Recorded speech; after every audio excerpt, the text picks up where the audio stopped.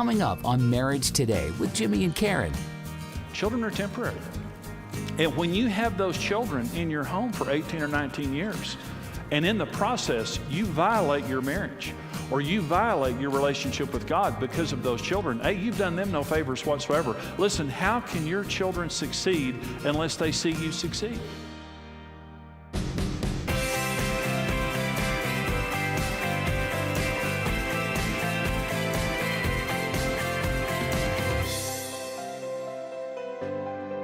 Raising great children as you build a great marriage, we're going to talk about three principles, very simple principles that are very profound. And I promise if you do these principles, because everybody can do it, it's a very simple thing.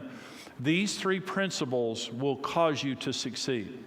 And when couples do not succeed in being married successfully and raising great kids, it's because somewhere along the line, these principles were forsaken. So principle number one of the three, marriage precedes children in priority. Now, you know, I know that you believe that, but let me tell you about something that's real common. And again, this is innocent and it's right in some ways. But sometimes you'll hear people say, nothing is as important to me as my children. There are two things more important than your children. The first is God, and the second is your marriage. So as a happy person, because I know God, and then because of a happy man, because I know Karen, and we have a great marriage, I'm ready to parent. I'm not overly needy. I've got my needs met. I've got my priorities right. And my children's security comes from that. When your children see you happy, they're happy. When your children see you secure, they're secure. Research finds, children internalize issues. And research finds that if parents are fighting and never say anything, that children can pick up on the tension in their relationship and they will internalize that and begin to get sick. Even if you're not fighting in front of them. If you're not happy in your relationship, if you're struggling in your relationship, I'm talking about long term because we all have issues from time to time. But if you're struggling in your relationship, your children's security comes from you being secure. You can't be secure in your children. You're secure from God in your marriage, especially God. And so marriage comes before children. God comes before children. And then our children are precious and they deserve the best of us except for God and our spouse. God comes first, then my marriage, then my children. Number two principle is unity is essential. You have to be unified. Jesus said, a house divided against itself can't stand. If you're divided against yourself, your house can't stand. And so in parenting, you always present a united front. These are four practices of unity. I'm talking about unity now. Let me just give you 4 points here. Number one, always present a united front to your children and never let your children divide you. When you're a parent, we're a two-headed monster. And you'll never deal with one head. We're two-headed, okay? So they come up and they say, can I go to the movies with my friends? Let me talk to your mother. She won't mind. She said yes. I want to hear it from her lips. Why? Because you lie. And so I'm going to hear it from her. And not in front of you either. Okay. Now, if it's a simple decision, that's fine. But what Karen and I would do is go in our room by ourselves, with our children typically were in bed, and we would sit down and sometimes we would argue. Because Julie has my personality, Brent has Karen's personality. And so it was easy for me to understand Julie. It was very challenging for Karen to understand Julie at times. It was easy for Karen to understand Brent. It was hard for me to understand Brent, okay? And so we would sit down and talk, and we would represent the kids to each other, always knowing that our marriage was more important than our children. But sometimes we would have to sit there and talk to each other, and I'd say, Karen, you don't understand what Julie's saying. And she said, I know exactly what she's saying. I'm a woman, you're not. I know exactly. I said, no, you don't. Like this. So we would sit there and we'd have those conversations. And at the end of the conversation, we would say, this is what we're going to do, right? Okay. We would walk out. They didn't know anything about the conversation. The only thing they knew is mom and dad was a two-headed monster. You're going to get both of us, and we're both saying exactly the same thing. Not this. Well, I'd let you go, but your mother won't. Well, what does that say to kids?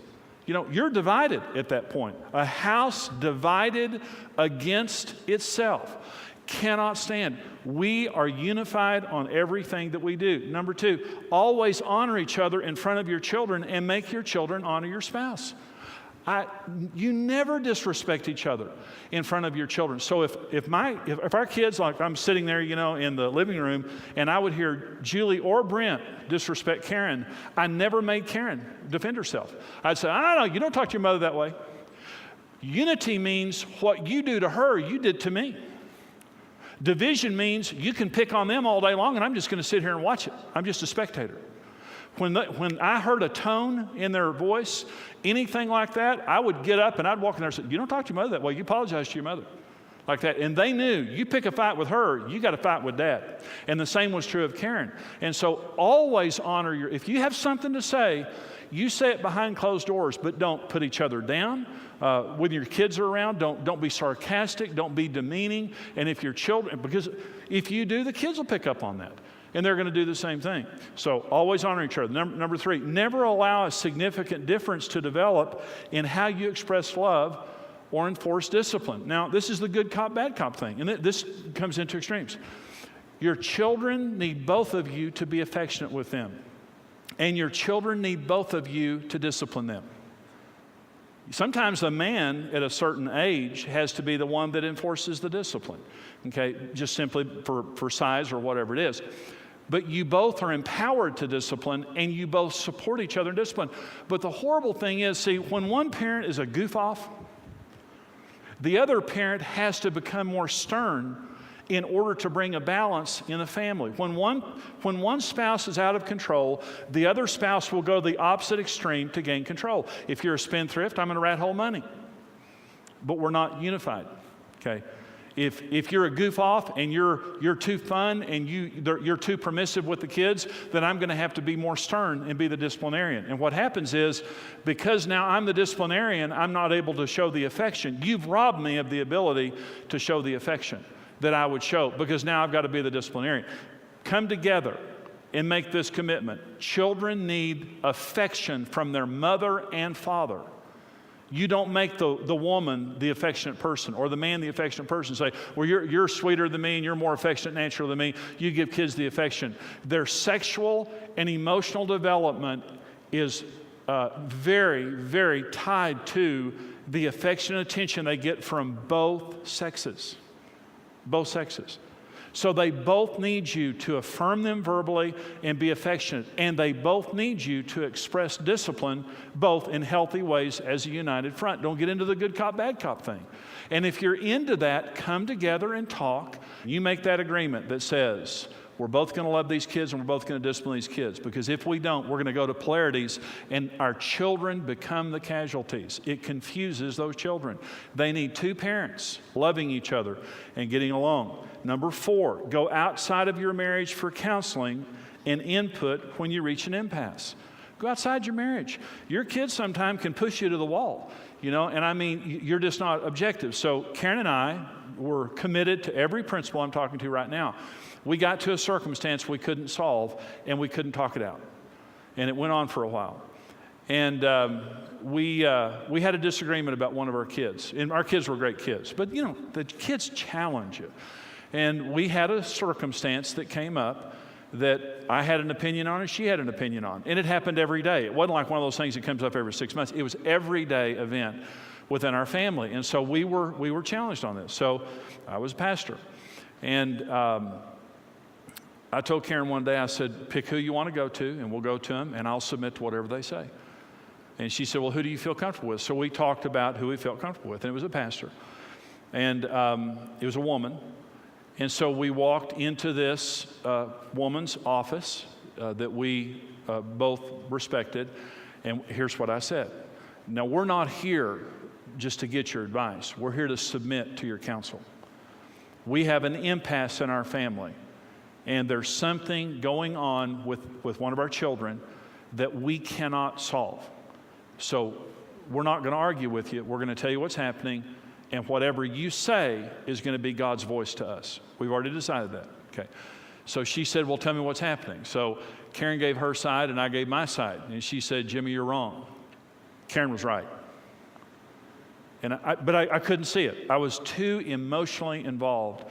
And I was strongly opinionated, and I just couldn't see it. Let me say, thank God for that woman that counseled us. Thank God. And thank God that I walked in there submitted and not arguing, because she took Karen's side. But it wasn't Karen's side, it was God's side, because Karen was right. So when you reach an impasse, don't let it destroy your marriage. Don't let it take you out. Everybody comes to those points. Everyone's going to come to times in your marriage, and as parents, you can't solve the problem on your own. And here's what we taught our children. Getting help is not a sign of weakness, it's a sign of wisdom. Wise people get help. Rich people have financial counselors all around them. People going broke won't even read a book on money. People who are successful parents are in seminars just like this. But people whose kids are falling apart and they don't have any hope, they won't take any advice. So you have a teachable spirit, you get help, and it's just part of the mindset of success. There's one other thing, real quickly. This is the third principle. Marriage precedes the priority of children, which is very critical, okay? And so unity is essential. We have to be united front. Doesn't mean we don't disagree, but we don't disagree in front of the kids. We're a team here. Number 3, parenting takes faith. It takes faith. You've got to be faith-filled to parent, especially in the days that we're living in. Now, let's listen to Scripture, and I know you've heard this before. Proverbs 22:6. Train up a child in the way that he should go, and when he is old, he will not depart from it. Okay? Train him up. Now, training doesn't mean talking. Training means showing. It includes telling, but it means living in front of. I'm going to train you how to, sit there and watch me, I'm going to train you how to do this. That's training. Sit there and watch me, I'm going to do it, and I'm going to talk to you, but I'm going to show you how to do it. Okay, talking is teaching, it's not training. Train your children up, show them how to live successfully, and when they become mature, they'll return to what you showed them. Doesn't mean you won't have challenges, and it doesn't mean there won't be some difficult moments in the meantime, but if you train them up, you have to have faith that if you do the right thing in front of them, they'll return to that one day. I hope you enjoyed that teaching, and that is from the full 10-part series called Marriage on the Rock. And I also have a book called Marriage on the Rock, and the most important message that you'll ever hear on marriage is called the most important issue in marriage. And I want to get you that CD. Again, what you heard on today's program is just a very small part of the full Marriage on the Rock series. And so, the most important issue in marriage, I promise, the most important message that you will ever hear on marriage is that message. And we want to get you that for your gift of any amount to support us here at Marriage Today. For your gift of $50 or more, we want to send you the full CD series on Marriage on the Rock, plus the Marriage on the Rock book. Your gift of $110, and this is very important now, the full 10-part DVD series, plus the Marriage on the Rock book, plus our book, Happy, Happy Love, which is a romance guide that just kind of helps you to, on your date nights, to keep romance alive in your marriage. It's a fun book. It's really a great book to pull out every now and then and just look at it and get some fresh ideas to keep your marriage alive and to keep excitement and romance in your marriage. Now listen, this Marriage on the Rock DVD series for $110, plus the book and Happy, Happy Love. You can have a Bible study in your home. You can use this for your date nights. You can use this at your church. This is an important resource that really can save your marriage and change generations in your family. We want to get you this information. As you support us here at Marriage Today, we want to get this to you, and here's how you can get it. Marriage on the Rock, the best-selling book and series, is the essential resource to having the marriage of your dreams. Through this power-packed series, marriage expert Jimmy Evans will show you how to deal with real-life challenges and offer easy-to-understand solutions that will transform your relationship. Jimmy will address all the major issues a couple will encounter, like communication, finances, sex, kids, his and her needs, blended families, and much more. For your gift of any amount, you'll receive the CD single, The Most Important Issue in Marriage. For your gift of $50 or more, we'll send you the Marriage on the Rock book and CD series. For your gift of $110 or more, you'll receive the book and DVD series, plus the Passion Reigniting Happy, Happy Love book. Discover God's design for your dream marriage. Whether you've been married for years or just preparing for the journey, experience Marriage on the Rock today.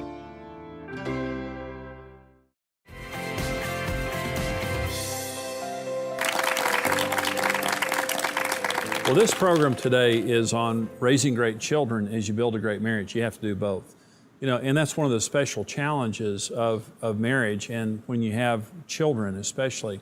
Before you have kids, it's just about you. And it doesn't mean that there aren't other stresses, but you're together, you're there alone together, and you're able to spend all your time and energy on the relationship. Children are obviously a special challenge. You know, Karen, we have 2 children, we have 4 grandchildren, so we know what it's like. Our children are now grown in their 30s, but we know what it's like to be married without the children, and then to have the children there, and then now that they're gone, of course, having grandchildren. So we have a great marriage and we have great kids, and so we succeeded, but there were a lot of challenges in the meantime. So we have some questions now from our viewers. I'm going to ask this one.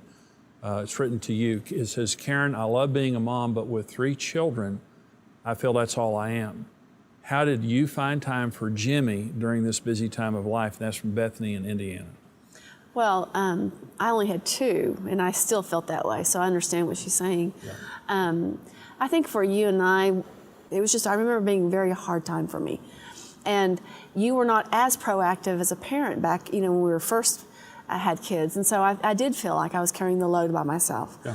And so I think it comes in waves, and to not be disappointed in these seasons that you do have kids, and to know that these times will end, but in the same time, I think that you need to prioritize your marriage.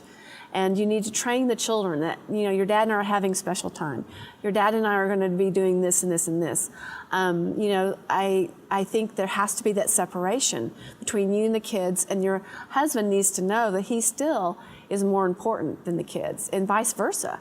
The husband needs to make her feel so important, much more important than work, as she's carrying this load of children day in and day out, Yeah.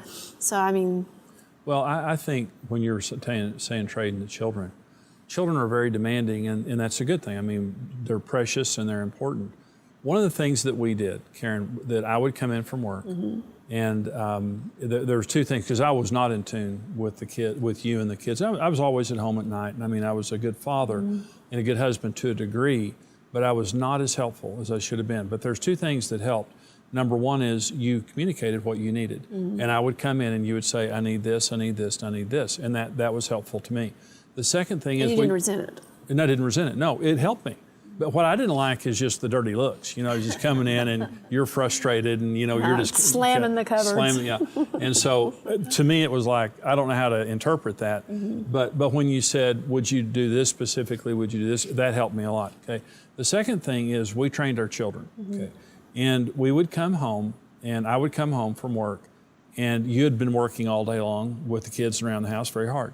And so we would take a couple of hours, and that was the kids' time.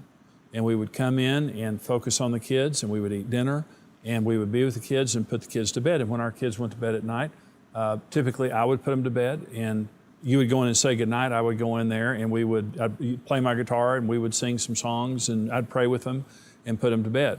And they stayed in bed. Okay, we didn't make our kids go to sleep, but we didn't let them get up. They could read, but they couldn't do anything else. They couldn't watch TV, anything like that. So what we train them is this is now our time. Okay, so it was 8:30, 9 o'clock at night, but then we had our time. Okay, at the end of the day, got all the chores done, got the kids in bed, and we trained our children that you're important, and we're going to give you this time. But if you don't train children that way, they'll take all your time. And they'll be very demanding. Look at the fruit of that. I mean, both of our children are married, and both of them are raising kids. That's right. And they do the same thing with their kids. They do exactly the same thing. thing. So us doing that didn't scar them. It actually reinforced with them, this thing works. Yeah. And their kids don't resent it. And so it's just a blessing to see that really does work. Well, you and I were watching a program one day, and it was kind of a woman show on TV that you were having me watch with you. And the interesting thing is they had these women on this program, and these women were all saying, I live for my kids, okay? And now it sounded really good, but then their husbands were in a separate room, and their husbands were talking about how angry they were, okay? How much they resented it. And how much they resented it. So on one hand, it was the women thinking, I live for my children. No, you don't live for your children. You live for God, you live for your husband, and then you live for your children. And let me say, because the children are going to leave someday, okay? And it's like we're saying here, you want to raise great children as you build a great marriage. but you have to hang in there and make sure that you stay a priority to each other, and that you're helping each other, around the house and things like that. And I think you've got a question for me. Okay. Let's see, what are some basic principles for disciplining young children and teenagers? Insight from your years of parenting would be very helpful. From Todd in Colorado. Okay. Well, I'll answer part of this question. We'll come back and answer the rest of it. But it's always relational. The thing about discipline is it has to be in the context of a relationship. It can't be barking. It can't be that you're just putting rules on children, but there's not a relationship present. You've got to be friends with your kids. Karen, 1,000 times I saw you go in behind the kids into their rooms and sit on their beds and talk with them because we were disciplining them and they were going through something, and I did the same thing, is that relational discipline works, okay? The second thing is that, you use discipline that's effective for that particular situation. There's not one thing that fixes everything. When our kids were little, we spanked them. We didn't ever beat our children, but we had a little wooden spoon with flowers on it, and they would do something wrong, and this is the way we spanked. And on the bottom, we hurt their feelings. We didn't hurt them, didn't leave any marks or anything like that. We communicated our rules with love and in the context of a relationship. When they broke our rules, every single time we followed through on what we said we were going to do. It can be additional responsibilities. It can be the withdrawal of privileges. It can be things like that. Or when they're little kids, it could be spanking.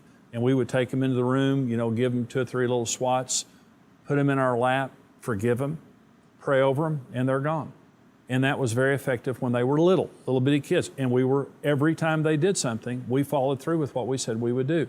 Our rules were clear, and we followed through every single time. As they got older, again in the context of a relationship, it has to be relational. We loved our kids, we spent time with our kids, we always had a relationship, and this is what I saw you fight so hard for in our kids, was the constant relationship. As they got older, the punishment then was more the withdrawal of privileges, extra responsibilities, not being able to go out with their friends, not being able to do something like that, which was very effective. But spanking was effective, in some usage when they were younger, but the older they got, the less effective it became, and we had to use other means. So we're going to come back to that in just a minute. Let me say we're going to take a little break right now, and the purpose of this break is to give you an opportunity to be a partner with this ministry. We have so many people, thousands of people across America who are partners with us. We call them our rock solid partners, and they provide for us every month financially, and for that they get a special resource. Karen and I are asking you to become a rock solid partner. Here's how you can do it. When you stand with Marriage Today, your individual effort multiplies with other like-minded partners, and together we can rebuild the dream of marriage for couples around the world. Being a rock-solid partner with Marriage Today grants you immediate access to an exclusive library of the ministry's resources and intimately connects you with our mission of helping couples succeed in marriage. That's really why we became rock solid partners, just because there was so much available to help us to help other marriages heal the way that we have. That's why we're tied into the ministry. We want to be able to bless and give so they can keep doing what they're doing. You're guaranteed if you listen to any of the resources, you read the resources, you come to a conference, you will be changed. Everyone has something to give, and there are millions of unreached couples who desperately need the marriage-strengthening resources of Marriage Today. That's why we need you to join us. Become a rock-solid partner with the ministry and mission of Marriage Today.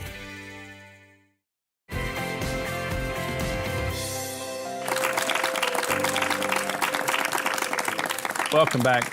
Now I'm going to pick back up on a question that I was answering before the break there about a question from one of the viewers about principles for disciplining young children and teenagers, just kind of insight from, where we came from.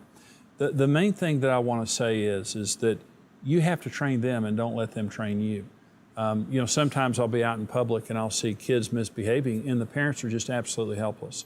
And it's like our society to some degree has put fear into parents in disciplining their children, and even spanking their children. Again, no parent should ever beat their child, or mark their child or harm their child in any way. We spanked our children when they were growing up in a very controlled, loving atmosphere. Plus we did other things to discipline our children. Our children raised their children just like we raised them. And it just works the way that God says. But the main thing I would say is this: when you do it young, it gets easier and easier and easier. When you don't do it young, it gets harder and harder and harder. You train those children when they're young to listen to your voice, to do what you say. And every single time, our rules are relational, we're loving, we're not legalistic, but every single time you violate a rule, every single time, we're going to follow through and we're going to exact the discipline that we said we would. And when you do that, life is good, marriage is good, and you can enjoy your children. When children are not disciplined well, you can't enjoy them. Mm-hmm. They're just, they're just not the delight that they could be. I agree, and you're so right about starting young.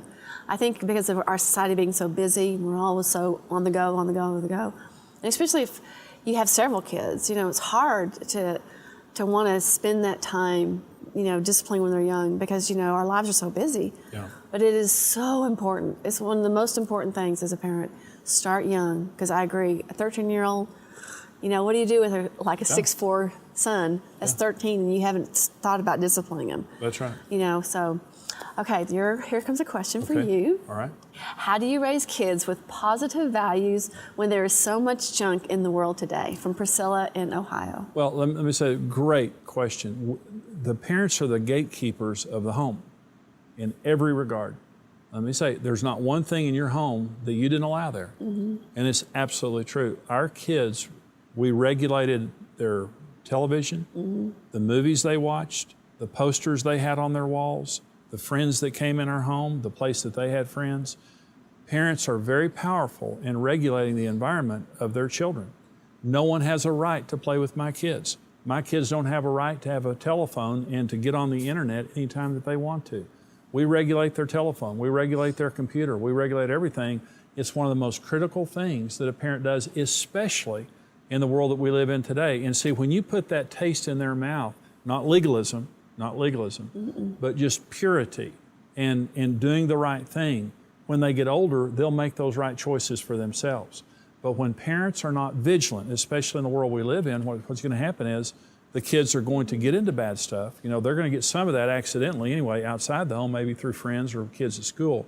But it's just critical, the internet, television, all those things, even advertisements. If they're watching a good program, the advertisements can be terrible.